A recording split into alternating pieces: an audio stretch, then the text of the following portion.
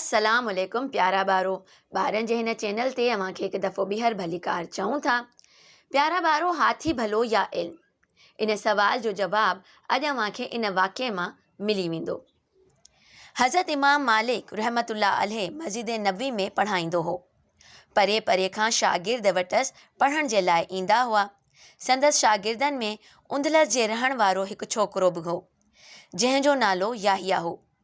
हिकु ॾींहुं हिकिड़ो माण्हू मदीने जे बाज़ार में हाथी काहे आयो।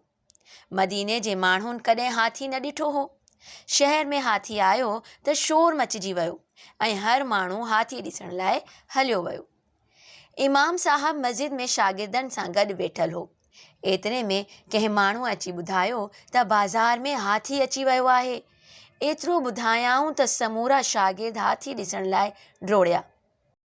सॼी मस्जिद ख़ाली थी वई, पर याहिया पंहिंजी जाइ ते वेठो रहियो ऐं सबक़ यादि कंदो रहियो। इमाम मालिक याहिया खे वेठल ॾिसी खांसि पुछियो, याहिया पुट, तूं हाथी ॾिसण कोन वियो आहीं? याहिया अदब सां जवाबु ॾिनो, इमाम साहब, आऊं घर खां हाथी ॾिसण लाइ न आयो आहियां, इल्मु हासिल करण लाइ आयो आहियां। याहिया जी इहा ॻाल्हि ॿुधी इमाम साहब ॾाढो ख़ुशि थियो, खेसि शाबाश ॾिनई। पोइ दुआ कंदे चयाईं, याहिया, तूं हिकु ॾींहुं दुनिया जो वॾो आलिम थींदे। इमाम साहब जी इहा ॻाल्हि सची थी।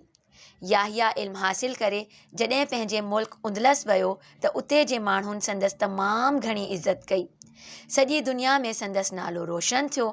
अॼु बि सभु माण्हू संदसि नालो वॾे अदब सां वठंदा आहिनि।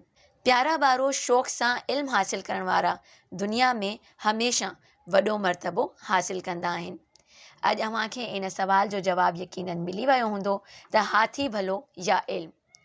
ॿिए दफ़े इंशाअल्लाह ॿिए कंहिं वाक़े सां हाज़िर थींदासीं। तेसिताईं इजाज़त ॾींदा। अल्लाह वाही।